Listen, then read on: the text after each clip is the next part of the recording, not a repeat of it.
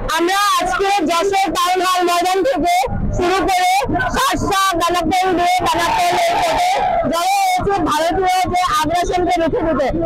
আমরা ইতিমধ্যে ভারতের যে অপপ্রচার সেটা রুখে দিতে তারা বাংলাদেশ থেকে এক হয়েছে এবং আজকে আমাদের পদযাত্রা কিন্তু শুভেন্দু অপপ্রচার এবং ভারতীয় যে বাংলাদেশের প্রতি তারা নিম্ন চোখে দেখতেছে বাংলাদেশের মানুষকে কড়াই কথা বলে এর বিরুদ্ধে আজকে আমাদের এই প্রতিবাদ।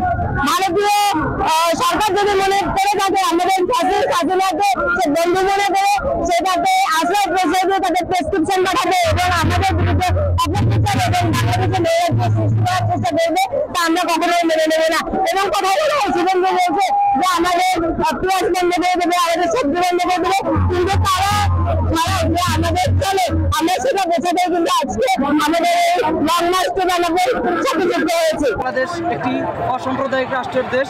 সে দেশে হিন্দু, মুসলিম, বৌদ্ধ, খ্রিস্টান আমরা সবাই একসাথেই এখানে সম্প্রীতির সহিত বসবাস করছি। আমরা দেখছি বিগত সালে যে ফ্যাসিস্ট আওয়ামী লীগ সরকার, সেই ফ্যাসিস্ট আওয়ামী লীগ সরকারের যে বিভিন্ন দালাল চক্র আছে, বিভিন্ন দোসর আছে, তারা বিভিন্ন প্রোপাগান্ডার মাধ্যমে যে আমাদের হিন্দুদের উপরে যে অত্যাচার হচ্ছে এমন একটি মিথ্যাচার এবং গুজব রচনা করছে, এটার আমরা তীব্র নিন্দা ও প্রতিবাদ জানাচ্ছি। আমাদের ভারতীয় বিভিন্ন মিডিয়া শুভেন্দু অধিকারী আমাদের যে নব্য রাজাকার বলেছেন এবং তিনি বিভিন্ন ভারতীয় সহ বিভিন্ন যে মিডিয়াগুলো হিন্দুদের উপর অত্যাচারে যে মিথ্যা প্রোপাগান্ডা চালাচ্ছে এর তীব্র নিন্দা ও প্রতিবাদ জানাচ্ছে।